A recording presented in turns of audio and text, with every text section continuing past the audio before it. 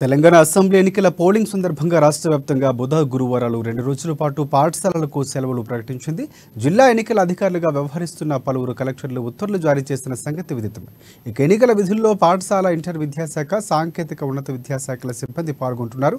ఈ నెల 30న అర్ధరాత్రి వరకు వారు విధులు నిర్వర్తించాల్సి ఉంటుంది. ఈ నేపథ్యంలో వారికి డిసెంబర్ 1న ప్రత్యేక సెలవులు ఇస్తూ పలు జిల్లాల కలెక్టర్లు ఆదేశాలు ఇచ్చారు.